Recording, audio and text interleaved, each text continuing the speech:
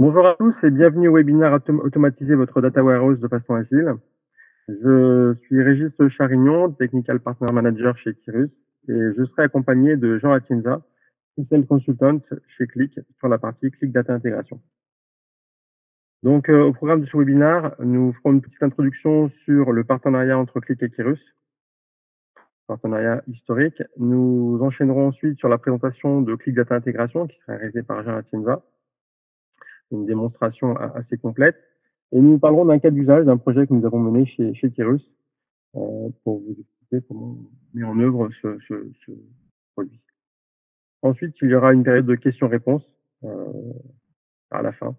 Donc, je crois qu'il y a un petit panneau sur lequel vous pouvez vous poser vos questions tout au long du webinaire et nous y répondrons à la fin. Donc, le partenariat entre Click et Kirus, donc c'est un partenariat historique. En présentation de Kirus, pardon, au préalable. Donc, Kirus, nous sommes une entreprise française qui a été fondée sur un socle data. Donc, nous sommes un pure player de la data et nous aidons nos entreprises à la fois au niveau du conseil et de l'implémentation pour pouvoir accroître leur performance, accompagner leur transformation digitale et générer des nouveaux leviers de croissance et de compétitivité. Donc, Kirus, c'est une entreprise française créée à Levallois en 1996 par Eric Cohen, qui est toujours le PDG de l'entreprise. Aujourd'hui, le chiffre d'affaires est de 286 millions d'euros. Nous sommes présents dans 19 pays et nous représentons 3200 collaborateurs à travers le monde. Au niveau du pôle de compétences Click, donc nous sommes partenaires Click depuis 2007. Nous avons un centre de compétences Click qui est complet. Nous avons plus de 200 références aujourd'hui. Vous en voyez certaines affichées à l'écran. Nous sommes capables de pouvoir mener tout type de projet autour de Click, des projets de TMA, de formation, des projets au forfait, et nous assurons la maintenance des produits que nous revendons. Nous avons le plus haut niveau de partenariat avec Click, nous sommes Elite Solution Provider, et nous sommes en mesure d'implémenter l'ensemble des produits de Click et aussi tous les nouveaux produits de la gamme Click Data Intégration. Nous allons rentrer dans le détail avec une présentation de Click Data Intégration. Donc, il y aura quelques slides de présentation d'architecture et puis ensuite on passera sur la démo qui sera réalisée par Jean Atienza. Je vous passe tout de suite la parole. Oui, bonjour à tous. Donc, je vais vous présenter un exemple d'utilisation et de mise en œuvre de Click Data Intégration dans le cadre de l'automatisation de Data Warehouse.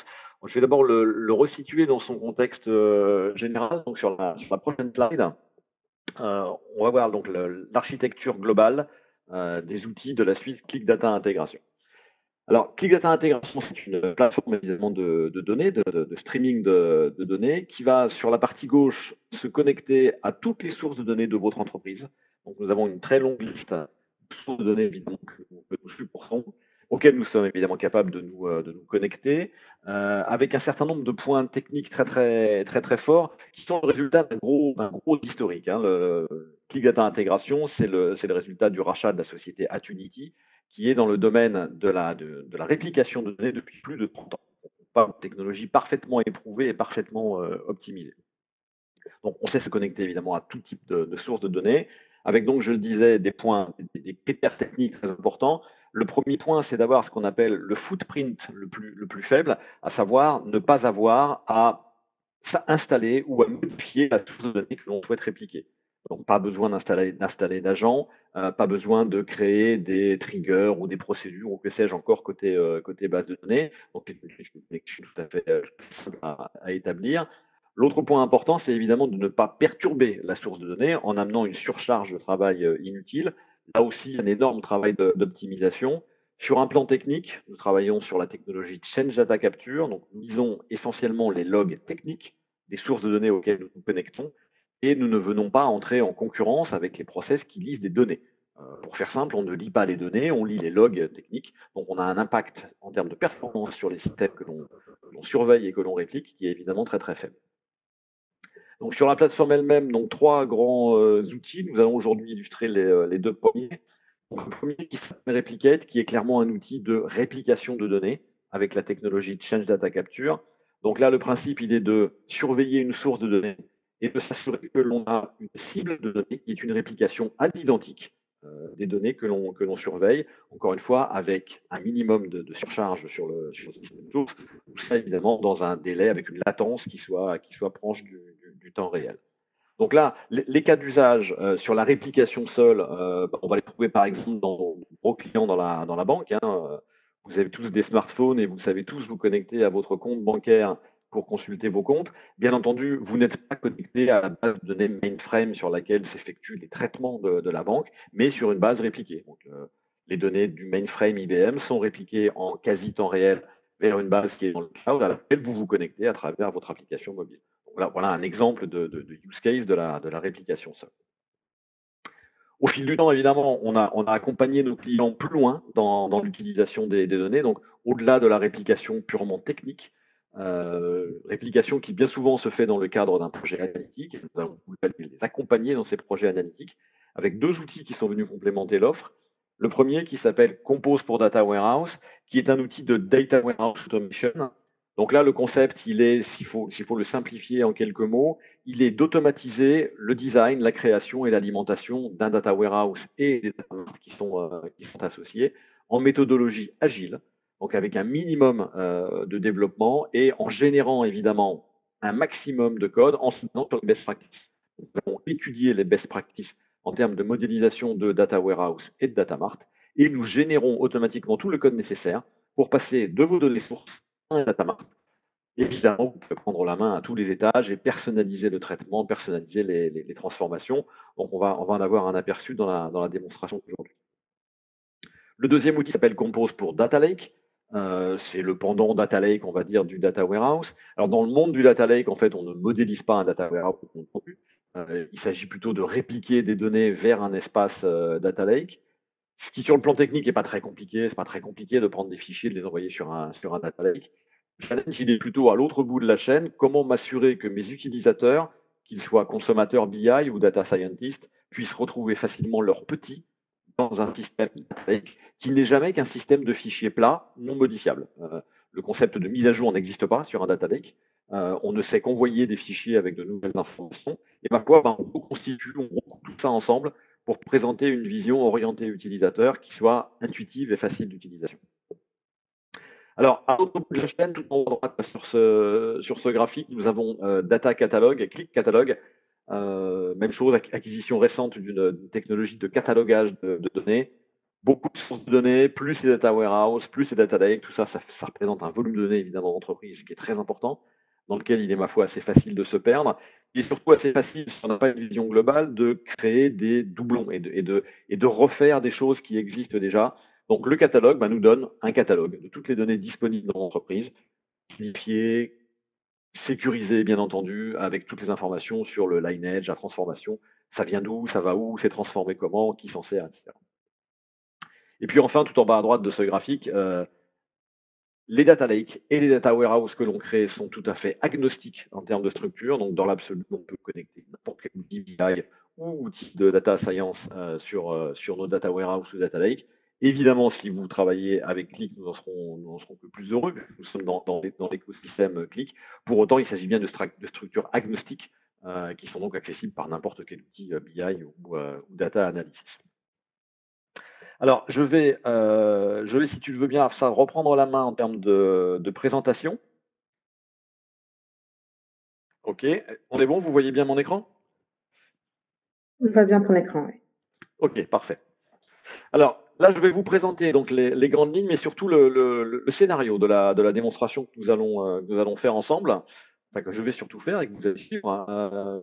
C'est le scénario de la création d'un data warehouse en mode agile, donc avec les deux outils Click Replicate et Click Compose. Donc le concept et l'architecture va être le suivant. Je vais partir d'une source de données. Donc là, on va supposer qu'il s'agit de votre RP, par exemple, ou des différentes données qui sont accessibles dans l'entreprise. Donc pour ma démo, ce sera un ERP de démonstration. Je vais utiliser Click Replicate pour vous montrer la simplicité de la mise en œuvre d'une page de réplication. Et je vais en fait répliquer des données de cet ERP à travers Replicate vers une zone d'atterrissage, qu'on appelle ici un ODS, un Operational Data Store. Donc, pour faire simple, on va dire que cette base de données, en fait, sera en temps réel synchronisée à partir de celle-ci, à partir des logs des modifications de celle-ci. Pour les plus techniques d'entre vous, donc ici, on est sur une base de données MySQL sur laquelle réside l'ERP. Et ici, donc ma zone d'ODS, je vais la faire dans SQL Server. Alors, le point ici, ça va être de montrer la facilité de la mise en œuvre de la réplication. Il est à noter que pour le confort de la démonstration, donc j'utilise SQL Server comme cible. Ça pourrait être n'importe quelle autre cible. Les écrans seraient les mêmes, la façon de mettre en œuvre serait la même, même si vous avez un projet de Move to Cloud, qui est évidemment un projet tout à fait à l'ordre du jour. Si vous décidez que votre data warehouse ne sera pas dans SQL Server chez vous on-prem, mais qui sera dans le cloud, par exemple, sur du SQL Server chez Azure ou sur du Snowflake, peu importe où vous l'hébergez, eh bien les technologies seraient exactement les mêmes et la méthodologie serait exactement la même. Donc, à l'issue de ce travail de réplication, donc, je vais avoir un espace Operational Data Store qui va être donc une copie en temps réel de mes données de production. Je vais prendre ces données et je vais utiliser l'outil Compose pour vous montrer comment on automatise en fait le mapping des données, la création d'un data warehouse et la création de data mart en mode agile. L'idée étant de créer rapidement un data warehouse en générant un maximum évidemment des étapes nécessaires sur la constitution du data warehouse et évidemment en automatisant toutes les phases de design, toutes les phases de chargement de données, toutes les phases de transformation et en vous laissant la main évidemment partout où vous souhaitez le faire. Le data warehouse automation, le constat pour les grands analystes et qu'on constate chez nos clients bien entendu, c'est que grosso modo on a une productivité qui est multipliée par 5. Donc la création des data marts finaux va se faire 5 fois plus vite avec un outil de data warehouse automation, ce qui est déjà évidemment un énorme avantage en termes de productivité. Le second point sur lequel la productivité est encore plus importante, c'est tout ce qui concerne les mises à jour. Un data warehouse, c'est rarement statique très longtemps. Vous allez concevoir un data warehouse par rapport aux besoins d'aujourd'hui. Donc vous allez automatiser le travail des utilisateurs finaux qui vont faire du reporting, de l'analyse. Tout ce temps libre, ça va être de nouvelles questions. De nouvelles questions, c'est de nouvelles données. Et de nouvelles données, c'est des modifications du data warehouse. Et cette méthodologie agile, en fait, elle est évidemment très importante, voire cruciale dans cette phase-là, où on va sans arrêt modifier les données, ajouter de nouvelles sources de données, ajouter de nouvelles données et modifier les data. Alors, nous allons passer à des choses plus concrètes en démonstration. Donc, je vais vous montrer le premier outil, qui est l'outil de réplication de données. Donc, c'est l'outil Click Replicate. Alors, Click Replicate, comme Click Compose d'ailleurs, s'installe sur des serveurs, bien entendu. Ce que je vous montre là, c'est le studio de développement des flux de réplication. Donc là, je suis dans un browser, donc il s'agit de Chrome. Je suis donc connecté au serveur Replicate pour créer une tâche de réplication. Alors, je vais créer une nouvelle tâche de réplication, donc en partant de zéro. Donc on va voir toutes les étapes de la mise en œuvre. Donc, je vais donner un nom à ma tâche de réplication. À noter ici qu'une tâche de réplication, ça peut être unidirectionnel, donc ça va d'une source vers une cible. C'est évidemment le cas d'usage le plus fréquent et de loin. Ça peut être bidirectionnel dans quelques cas un peu particuliers, où je veux synchroniser la base A avec la base B, mais également la base B avec la base A. En fait, une synchronisation bidirectionnelle. Le dernier point, qui est aussi un cas d'usage particulier, c'est le logstream, en fait, où on va surveiller une source de données et répliquer plusieurs cibles simultanément pour chaque modification de la source. Donc là, je vais rester dans un contexte classique unidirectionnel. Les grandes tâches, lorsque l'on crée une tâche de réplication, les grandes opérations à faire, la première grande opération, c'est ce qu'on appelle le full load. Ça, c'est le chargement initial de la donnée. La première fois que je vais lancer ma tâche de réplication, il va falloir que je crée les schémas de destination. Vous n'avez pas besoin de créer manuellement les schémas de destination. Donc, dans mon cas d'usage, puisque je vais aller de MySQL vers SQL Server, je n'ai pas besoin de créer quoi que ce soit dans SQL Server, ça va se faire automatiquement. Et les données initiales donc, vont être chargées dans l'état où elles se trouvent aujourd'hui.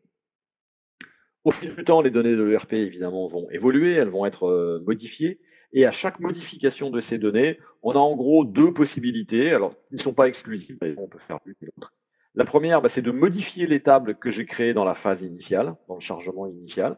Donc ça, c'est le Apply Changes, donc de manière à ce que j'ai à l'arrivée une table qui soit exact reflet de la source que je surveille. L'autre approche, elle consiste en fait à créer une espèce de table d'audit technique dans laquelle je vais stocker uniquement les modifications qui ont eu lieu sur la source de données. C'est plutôt l'approche que l'on a quand on crée un data warehouse, parce que ça nous permet de faire très facilement une mise à jour incrémentale du data warehouse. Alors pour la démo, je vais justement utiliser ces deux techniques, le chargement initial, et puis ensuite je vais faire le chargement incrémental de mon data warehouse en stockant dans une table technique toutes les modifications de données qui ont eu lieu. Alors, ok, je vais faire une toute petite aparté en allant jeter un coup d'œil dans un client SQL pour vous montrer les bases de données qui m'intéressent. Donc la première base de données, c'est une base MySQL, donc ça va être ma source de données, c'est là que je vais me connecter pour aller chercher mes données. Et plus précisément, dans un schéma qui s'appelle Sales, j'ai un certain nombre de tables ici. Alors il s'agit d'un ERP de démonstration, bien entendu, hein, avec des commandes, des lignes de commandes, des clients, des produits, etc. Quelque chose de tout à fait classique, je dirais.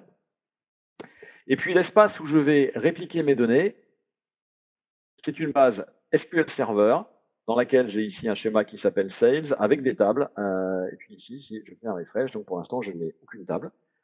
Donc, je vais ici dans SQL Server, dans l'espace, dans le schéma ici qui s'appelle Sales, créer des tables de réplication. Donc, on note que ce schéma est vide pour l'instant et je n'ai pas besoin de créer des tables répliquées, donc ça va se faire automatiquement.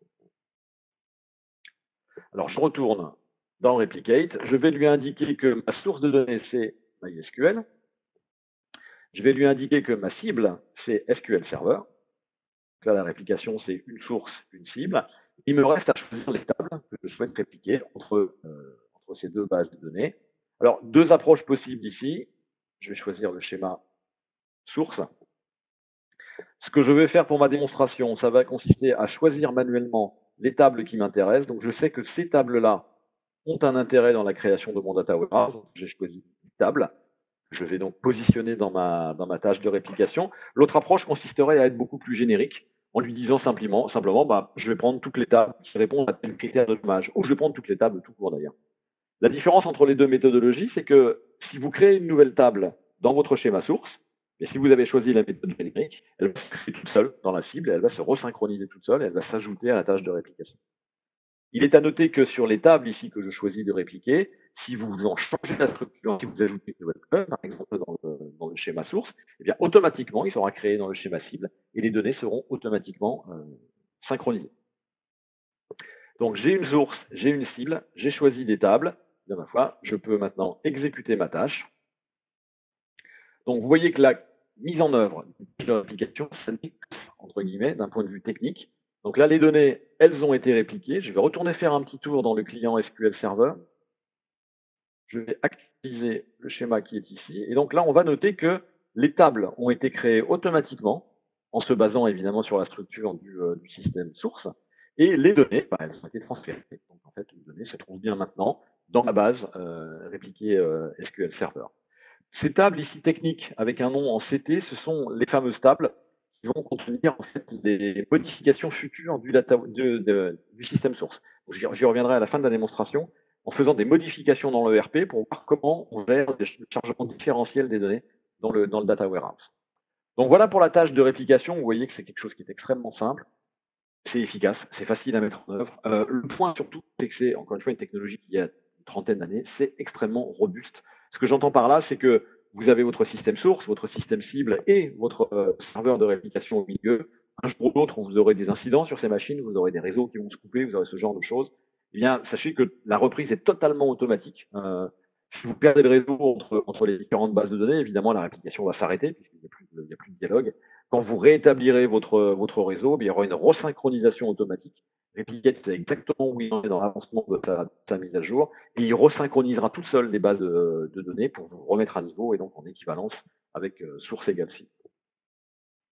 Alors, je vais m'arrêter là sur la partie réplication, donc on y reviendra à la fin de la démonstration en vous montrant comment sont gérées les modifications de données dans le système source.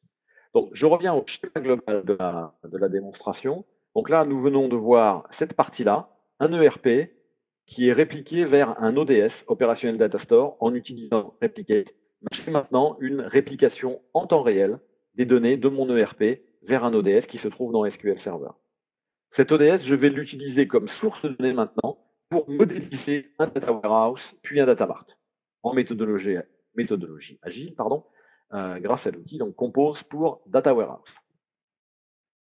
Alors, l'outil Compose pour Data Warehouse, voilà à quoi il ressemble. Donc là, je me suis déjà connecté à ma source ODS. Je vais vérifier ma connexion, c'est bon. Et puis, je lui ai indiqué que je voulais créer un Data Warehouse dans SQL Server. Ok, c'est bon. Toutes les bases de données sont prêtes. Donc, on a ici les quatre grandes étapes du travail de modélisation que l'on va devoir faire. Donc, le premier grand cadre ici, c'est la connexion aux données. Donc, ça a déjà été fait. Donc la première étape va consister en fait à regarder les données sources, expliquer leur structure, montrer où elles sont, montrer lesquelles nous intéressent. Alors on peut le faire soit de manière manuelle, soit de manière automatique. Enfin, je vais travailler de manière automatique. Je vais lui demander de se connecter, bien entendu, aux données que je viens de répliquer. Donc je vais reprendre les 8 mêmes tables. Très bien. Donc voilà, je lui indique que ces 8 tables, en fait, je souhaite les utiliser pour créer mon data warehouse puis mon data mart.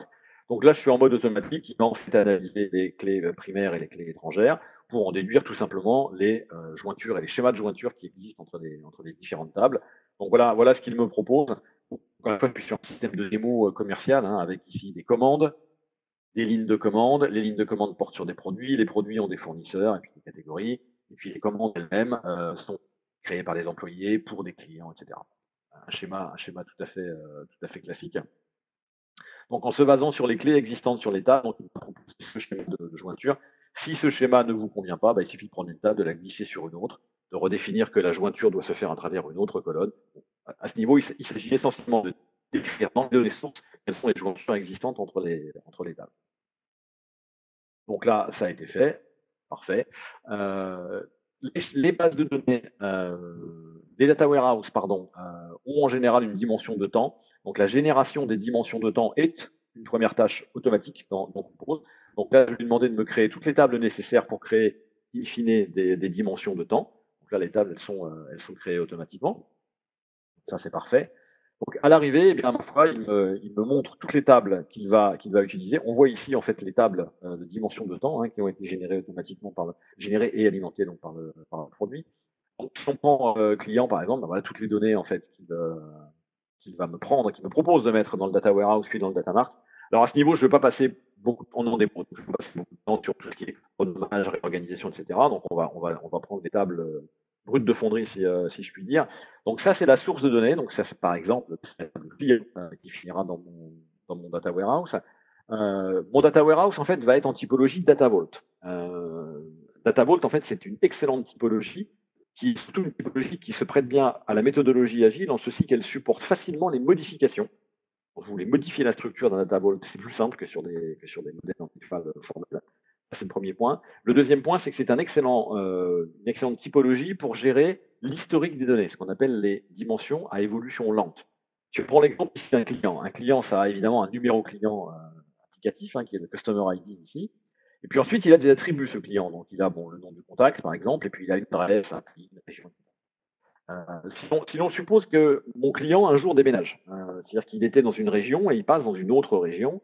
Est-ce que je veux être capable de reproduire un reporting historique en montrant le client dans la région où il habitait à l'époque, avant son déménagement?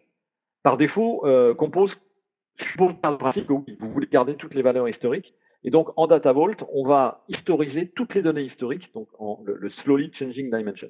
Alors, dit comme ça a l'air extrêmement simple et évident. Du pratique, pour ceux qui ont déjà développé en ETL, en SQL ou en n'importe quel autre langage, c'est un travail qui est loin d'être simple, la création de ces dimensions à évolution lente. Alors, pour nous, elle se traduit très facilement avec cette colonne, History, dans laquelle vous indiquez quel type de gestion des dimensions à évolution lente vous souhaitez. Le type 1 veut dire que vous ne voulez pas garder l'historique des données. Par exemple, le nom du contact. Si le nom du contact chez mon client venait à changer, le nom de la personne qui est le contact, je considère que ça n'a pas une grande importance analytique. Donc je vais ici passer en type 1. Type 1 veut dire que j'écrase les valeurs historiques. Et que en fait, je ne garderai que le dernier nom de contact chez chacun de mes clients. Ça me paraît suffisant d'un point de vue analytique. Par contre, pour tout ce qui est adresse, région, pays, etc., je vais rester en type 2, à savoir je veux garder les valeurs historiques des différentes adresses qu'a pu avoir mon client. Alors on voit ici que pour ceux qui connaissent Data Vault, création de table, les données alimenteront donc soit le hub c'est la partie pour laquelle on ne garde pas d'historique, soit les satellites qui sont les données pour lesquelles on garde des historiques. On voit ici le modèle Data Vault qui va être créé physiquement. On retrouve ici dans le Customer Hub, donc là c'est la table centrale client. Évidemment, on retrouve le code client et on retrouve les données que l'on va écraser, donc les données pour lesquelles on ne va pas garder l'historique, le nom du contact et le nom du client. Vous noterez que là, pour les spécialistes, la surrogate key du data warehouse, donc la clé technique du data warehouse, est générée automatiquement. C'est aussi, encore une fois, quelque chose qui se fait tout seul. Et dans le satellite, on va retrouver en fait la surrogate key évidemment. Et FD, TD ici, c'est from date et to date. on va garder en fait borné par des dates tous les attributs clients. Donc, de telle date à telle date, hein, il habitait ici. Et puis, il a déménagé. Donc, de telle date à telle date, il habite maintenant ici. C'est ça le data vault. Et c'est en ça que ça nous aide à gérer facilement l'historique des données. Donc, alors si vous ne connaissez pas Data Vault et que le sujet ne vous intéresse pas, entre nous, c'est pas primordial que vous vous y penchiez ou que vous maîtrisiez le sujet complètement. Ce Data Warehouse va être généré automatiquement, en fait, et il gérera automatiquement tout l'historique des données. Voilà. Ensuite, on verra plus tard comment ça se passe dans le Data Mart. Si je prends la ligne de commande, donc sur la ligne de commande, donc là, bah voilà les données évidemment, donc ça c'est les données sources, hein, et on a la possibilité d'enrichir ce modèle. On a la possibilité de créer de nouvelles colonnes dans le data warehouse. Par exemple, sur la ligne de commande, j'ai la quantité, j'ai le prix unitaire et j'ai la remise, quantity, unit price, discount, mais j'ai pas de colonne qui contienne le montant total de la ligne. Donc là, je peux enrichir mon modèle en disant je vais créer une nouvelle colonne que je vais appeler revenu, qui sera de type décimal. Et cette colonne, en fait, le rôle de cette colonne, ce sera de contenir le montant de la ligne, le montant exact de la ligne, donc en tenant compte de la quantité, du prix unitaire et du discount. Donc, on y reviendra tout à l'heure sur la partie champ calculé. Donc, OK, voilà sur la description des données sources. Une petite étape de validation, ça va, je n'ai rien oublié. Je peux maintenant créer mon data warehouse, encore une fois en typologie Data Vault. Donc là, tout le schéma SQL est généré automatiquement et le data warehouse physiquement est créé. Donc j'ai maintenant créé un data warehouse en typologie Data Vault qui n'est pas alimenté pour l'instant. Donc les données ne sont toujours que dans l'ODS. On va maintenant s'intéresser à cette première partie d'ETL, entre guillemets, qui consiste à transférer les données de l'ODS vers le data warehouse. Ces flux sont générés automatiquement. Si on prend ici l'exemple de l'alimentation de la table order détail, donc on voit évidemment que les noms des colonnes sources et les noms des colonnes cibles sont les mêmes. On retrouve ici le front date qui est généré automatiquement. Et on retrouve ici la colonne revenu que j'ai créée dans le schéma de destination, mais qui pour l'instant ne contient rien parce que je ne lui ai pas expliqué ce que je voulais mettre à l'intérieur. Donc là, je vais donner la formule de calcul pour calculer le revenu dans la ligne de commande. Eh bien, alors, en termes de définition de calcul, donc soit je me base sur les champs existants de manière très simple, soit j'utilise les fonctions de base de données, évidemment, qui existent, et donc là, on a toutes les grandes fonctions, y compris des fonctions analytiques d'ailleurs, qui sont disponibles à ce niveau-là. Y compris également des fonctions de masquage éventuel de données. C'est une question qui revient souvent. Si vous voulez ici en profiter pour masquer les données, anonymiser les champs, c'est à travers ces fonctions que vous pouvez le faire. Donc, je vais définir là, ici une formule de calcul simple. Hein. Comment est-ce qu'on calcule le montant de la ligne que j'ai appelé revenu? Bien, c'est la quantité que je vais multiplier par le prix unitaire que je vais multiplier, auquel je vais déduire la remise, qui est un pourcentage. Ok, très bien. Alors, je peux tester l'expression pour m'assurer que tout va bien. Si la quantité est de 5, que le prix est de 100 et que je fais une remise de 10% par exemple. Ok, si je teste l'expression, ça fait bien 450. Si je jette un coup d'œil aux données, j'ai ici mon champ calculé. Bon, ça a l'air cohérent par rapport au contenu que j'ai dans mes données. Ok, très bien. Donc ça, c'est une première étape. J'ai enrichi mon modèle donc en créant un champ calculé qui est ici, qui s'appelle revenu. D'autres choses que je peux faire par rapport à ce flux de données, d'abord, c'est jeter un coup d'œil aux données sources, voir où elles se situent, voir les nombres de valeurs, voir où sont les valeurs minimales et maximales. Par exemple, ici, si je m'intéresse au champ discount, on voit que le discount, en fait, va de 0 à 25%. Donc on voit l'étendue en fait, des valeurs hein, sur chaque champ. Donc, on peut faire des remises entre 0 et 25%. Donc, je vais profiter de cet exemple-là pour construire une règle technique de qualité de données. On a ici la possibilité, c'est pas un outil formel de data quality avec le stewardship et tous les flux qui vont avec. Là, l'idée, elle est juste de définir des règles de qualité de données au moment où on charge le data warehouse. Même chose, hein, c'est quelque chose qui, si on devait le coder en ETL ou en SQL, c'est assez fastidieux. Tout ça, nous, on va le générer automatiquement. Alors, deux grandes catégories, je dirais, de contrôle de qualité. Donc, en tout cas, deux façons de réagir à un problème potentiel de qualité. Le premier, c'est ce qu'on appelle des règles de cleansing. Donc, le cleansing rule, ça en fait consisté à nettoyer les données en les transformant. Je lui dis par exemple, tiens, si je me retrouve avec une date au XVIIe siècle, bah, c'est sûrement qu'il y a eu une anomalie dans la saisie et je vais remplacer en mettant la date du jour, par exemple. Pas forcément un exemple super brillant, mais enfin ça pourrait être une règle de calcul. L'autre chose que je peux faire, c'est définir des règles de validation. Donc c'est ce qu'on va faire dans cet exemple. Une règle de validation, ça va par exemple consister à surveiller le discount. Voilà, si le discount est acceptable, je vais lui expliquer ce que c'est qu'un discount acceptable. Je vais par exemple lui dire, moi je ne veux pas que les discounts dépassent 20%. Donc si le discount venait à dépasser le 20%, je considérerais que c'est une anomalie. Et quand le discount est supérieur à 20%, qu'est-ce que je peux faire avec les lignes qui ont un discount supérieur à 20%? Donc je peux les rejeter, c'est-à-dire je ne les charge pas dans le data warehouse. Donc là, je vais faire quelque chose d'un peu plus soft. Je vais accepter la ligne, mais je vais la reporter.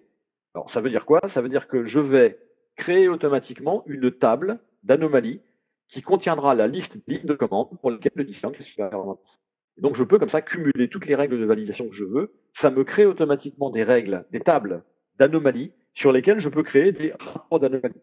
Ça m'aide à améliorer la qualité de mes données dans mon data warehouse. Je peux derrière connecter Qlik ou n'importe quel autre outil à ces tables d'anomalies et donc avoir des statistiques de qualité sur mes données.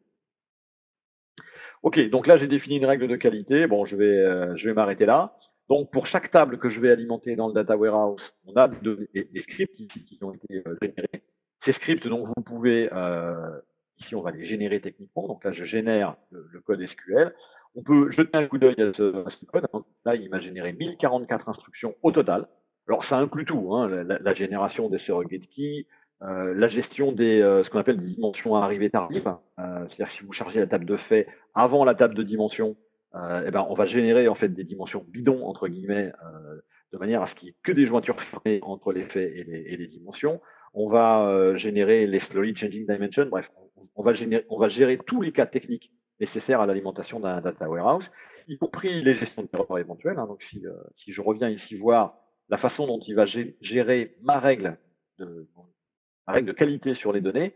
Donc on voit qu'il me crée automatiquement une table qui s'appelle order détail EX pour exception, dans laquelle il va me stocker le contenu de la table plus des éléments techniques, hein, quel est le numéro d'exécution, quelle date, etc., pour toutes les lignes qui ont un discount en fait supérieur à 20%. Encore une fois, ces tables, elles sont générées automatiquement et vous pouvez les requêter. Donc, soit ce script est suffisant, soit vous souhaitez l'enrichir et vous avez plein d'endroits ici où vous pouvez ajouter votre propre code de transformation, si vous le souhaitez, qui va s'exécuter, donc soit avant, soit pendant, soit après le chargement du script généré par Compose. Donc, on a deux grands batchs de TL qui sont générés. Donc, le premier, le ODS ici, ça c'est pour le chargement initial de mon data warehouse. Donc, lui, il ne sera exécuté que la première fois que je charge mon data warehouse. Et celui-ci, avec l'extension CDT, en fait, c'est un flux SQL qui lui, en fait, va me permettre de faire un chargement incrémental de mon data warehouse. Donc là, c'est la première fois que je charge mon data warehouse, donc je vais exécuter.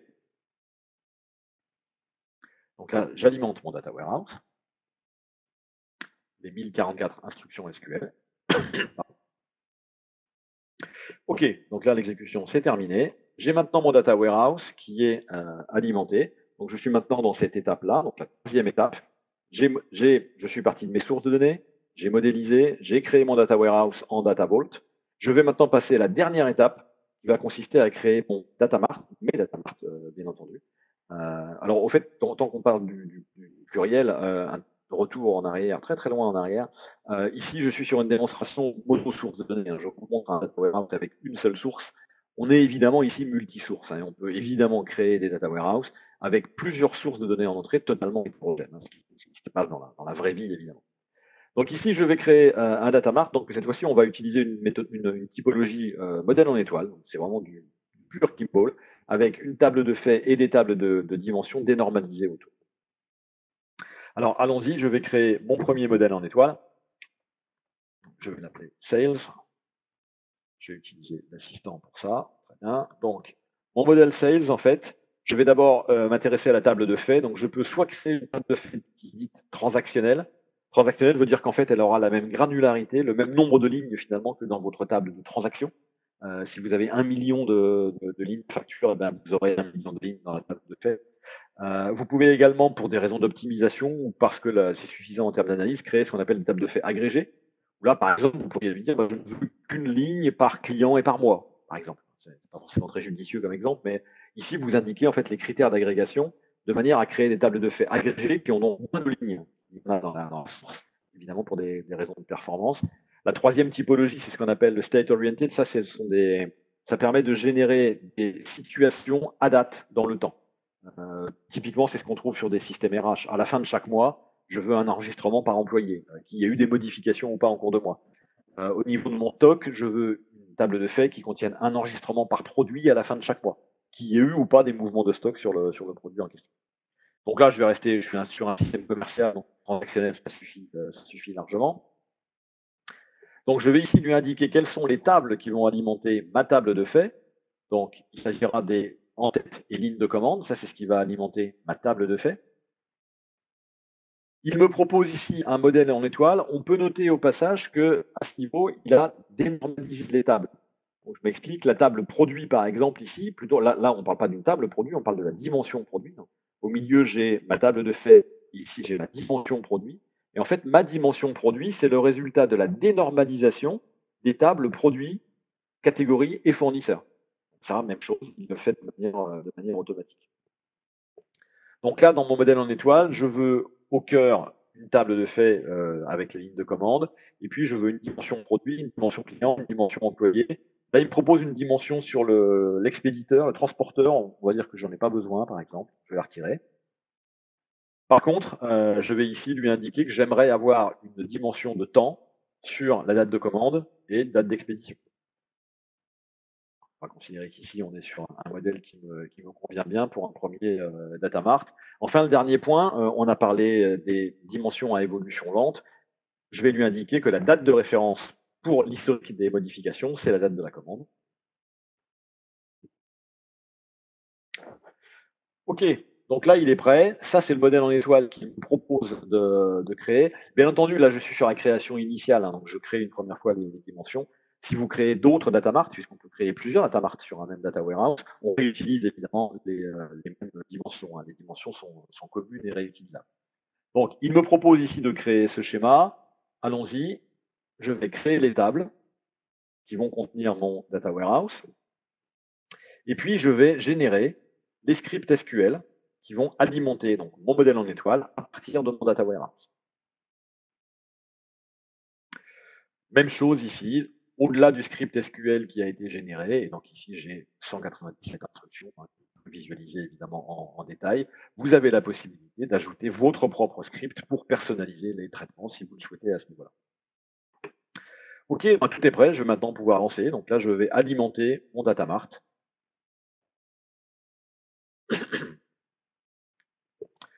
Ok, mon data warehouse est alimenté, mon data mart est alimenté, donc là je suis tout au bout de la chaîne. Mon data mart maintenant est alimenté, j'ai un modèle en étoile avec une table de faits, des tables de dimensions. Je peux maintenant requêter ce data mart. Donc là j'ai fini mon travail de création complète d'un data mart. Je suis passé de données brutes à un data mart en méthodologie agile. Et donc je peux maintenant, par exemple, prendre ClickSense évidemment, et me connecter à ces données. Donc là on voit ici la connexion. Alors, encore une fois, je n'ai fait aucun effort de renommage. Donc, ce sont les noms par défaut. Ici, c'est le nom par défaut de ma table de faits. Ici, ce sont mes tables de dimensions. J'ai connecté ClickSense donc à ce modèle en étoile qui a été créé. Et puis, j'ai ici déjà créé une analyse. Donc là, j'analyse les ventes par mois. Donc là, je suis connecté. Alors, évidemment, je l'ai créé au préalable, hein, ce dashboard, pour gagner un peu de temps. Et puis ici, j'analyse donc les meilleurs produits et les meilleurs clients. Donc là, je suis connecté sur ce modèle en étoile qui a été créé. Alors, le point suivant que je voulais vous montrer, c'est comment ça se passe maintenant, l'évolution des données. Il est bien entendu qu'un ERP, ça n'est pas statique, hein, ça change tout le temps. Donc là, je vais vous montrer comment créer la première version et le premier jet du data warehouse.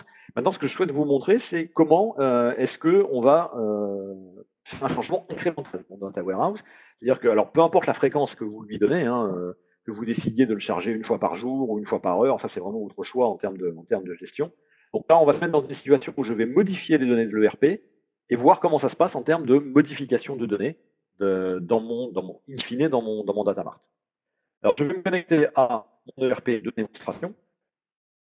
Donc, je vais me connecter ici au client. Donc là, je suis dans mon ERP. Hein, je vais ouvrir une fiche client. Et pour ce client qui s'appelle Bonap, je vais changer le nom du contact. Je vais mettre mon nom en toute modestie. Très bien. Et pour ce client Bonap, je vais visualiser les commandes, mais je vais surtout créer une nouvelle commande. Donc là, je crée une nouvelle commande pour ce client qui s'appelle Bonapp. Et sur cette commande, je vais ajouter des produits. Je vais ajouter toujours le même. J'ajoute toujours le même, comme ça, je n'oublie pas. Donc, du camembert. Le camembert, c'est 34 euros. C'est une boîte, j'imagine. Alors, peu importe. Ici, on va se dire que je l'achète 30 euros. Mais surtout, j'en prends 1000.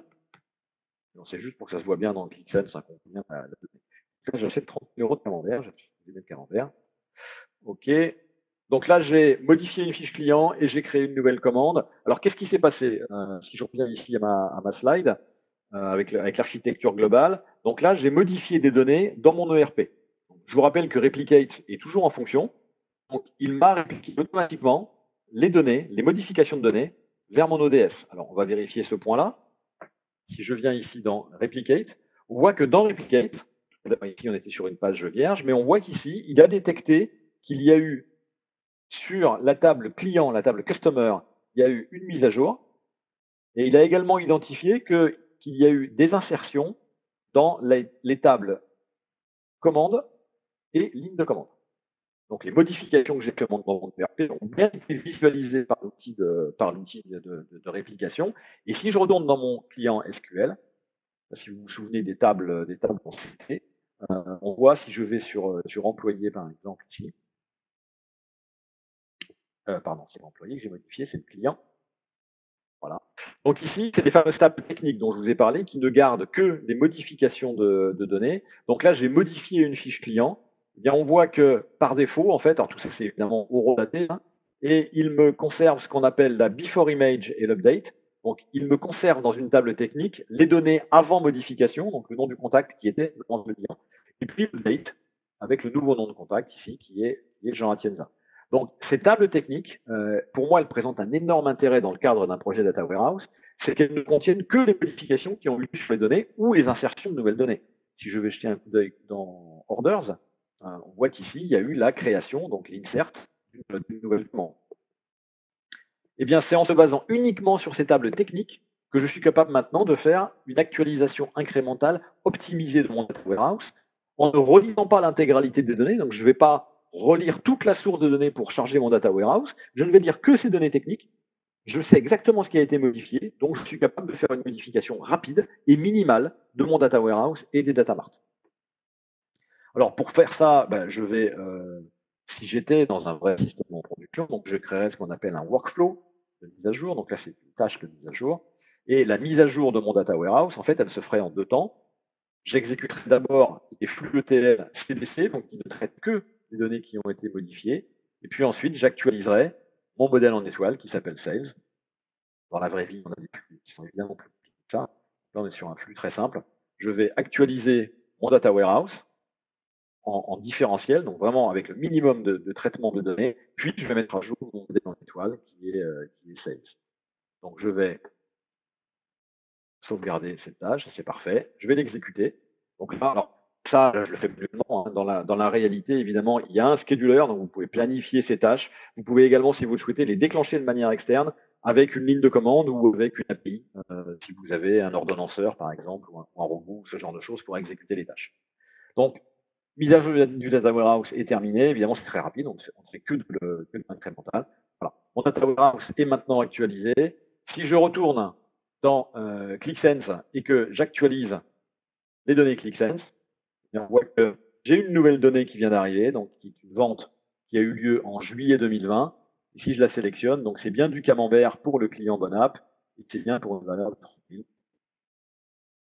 voilà, la boucle est bouclée, je dirais, en termes de mise à jour. Donc, si je reprends le schéma global, Replicate nous permet de répliquer en temps réel vers un Operational Data Store, une zone ODS, les données de l'ERP. L'intérêt, c'est que je vais en fait collecter les modifications de l'ERP au fil de l'eau toute la journée. Je n'ai pas besoin le soir, quand j'actualise mon Data Warehouse, de refaire une grosse lecture de mes sources. Donc, dans la journée, je les gêne peu, parce que je fais de la réplication technique basée sur les logs. Et le soir, à l'heure de mettre à jour mon Data Warehouse, je ne les gêne pas du tout, puisque je ne relis pas les données de source, et j'utilise mes tables techniques qui ont gardé une trace de toutes les modifications qui ont eu lieu pour alimenter mon Data Warehouse, puis mon Data Mart. Voilà ce que je voulais vous montrer sur la réplication et sur Compose. Un dernier point important, c'est que tout ça, évidemment, ça a généré beaucoup de code et beaucoup de structures. Tout est documenté, la documentation se génère automatiquement au format HTML. Donc là, on voit par exemple le lineage sur la transformation et de la donnée ligne de commande, hein, comment elle termine dans le data warehouse.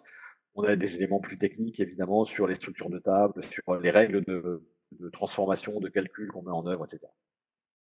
Donc voilà ce que je voulais vous montrer. Donc j'en ai fini sur notre partie démonstration. Donc je te rends la main à ça pour la suite de la présentation. Ça marche. Alors, je reprends la main. Et le cas d'usage, Régis, c'est à toi. Merci Jean pour cette présentation très complète de la plateforme. Donc je vais vous parler moi côté Kireuse d'un projet qu'on a mis en œuvre avec la solution Click Data Intégration chez un de nos clients au Royaume-Uni. Alors dans les différents slides que vous verrez certainement le nom d'Atunity parce que ce projet a été réalisé en fin d'année 2019 et qu'on n'avait pas mis en place tout ce qui était une nouvelle charte Click Data Intégration avec le nouveau nom. Donc, si vous voyez Atunity, ça fait bien référence à Click Data Intégration et notamment à la partie Replicate. Alors, notre client est un des principaux fournisseurs d'énergie du Royaume-Uni. Il avait besoin vraiment de pouvoir collecter et avoir des données analytiques en temps réel pour pouvoir accélérer son développement.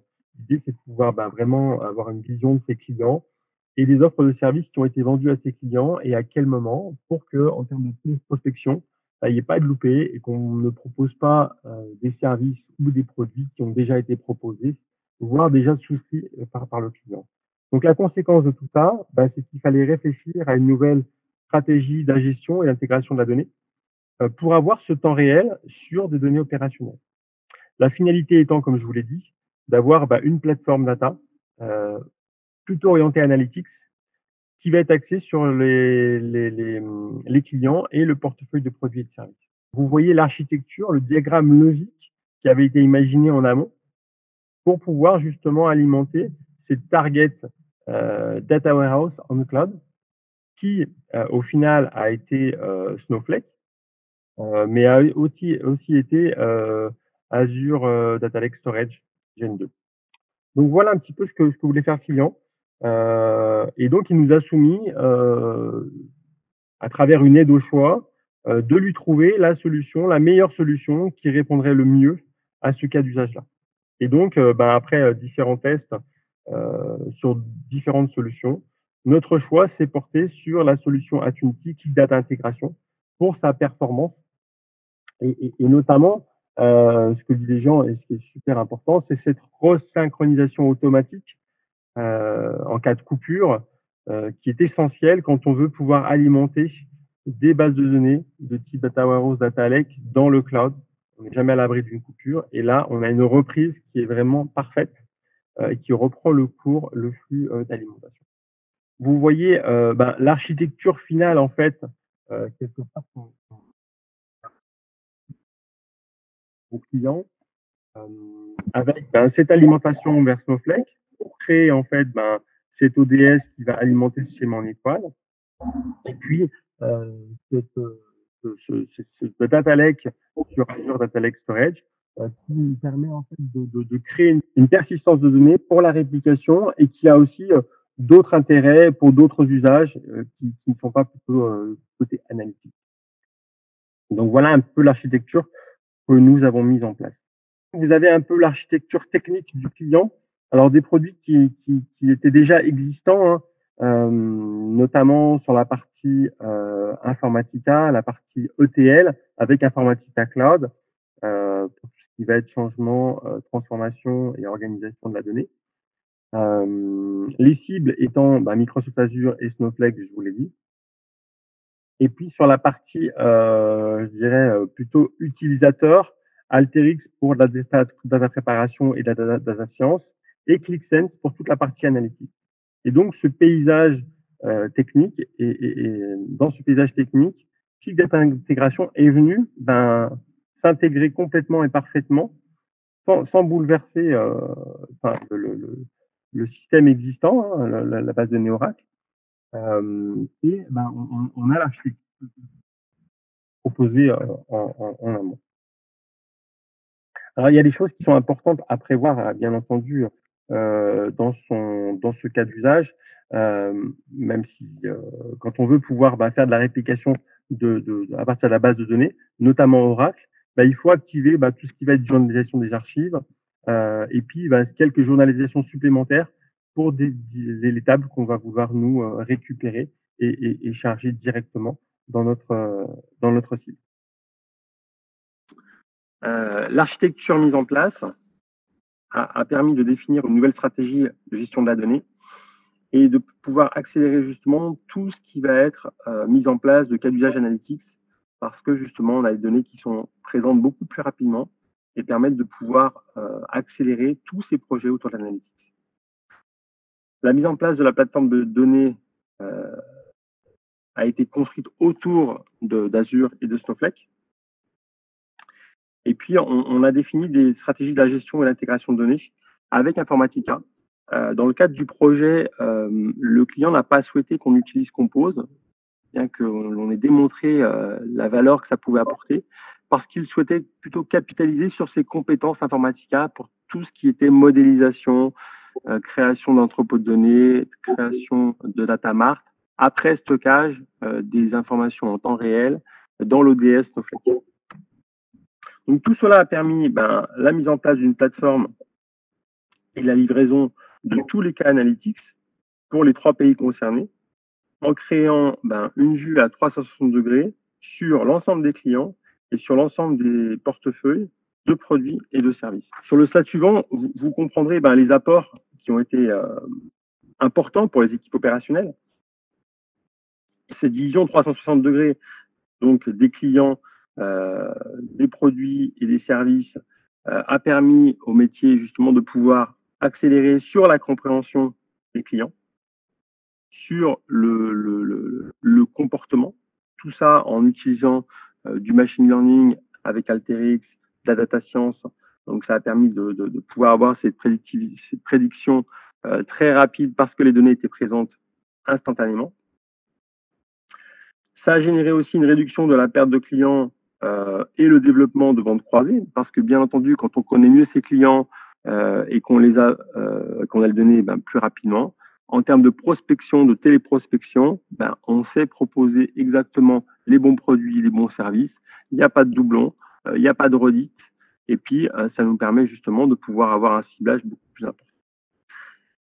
Au-delà de ça, ça a aussi réduit les coûts, parce que avec ces données opérationnelles en temps réel, ça a permis de pouvoir avoir un ciblage beaucoup plus précis pour toutes les campagnes marketing et de fait une augmentation des revenus pour la société.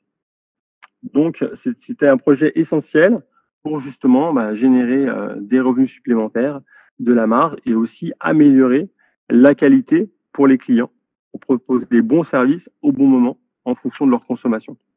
J'en ai fini pour ce retour d'expérience. Nous allons passer, si vous le souhaitez, sur la partie questions et réponses.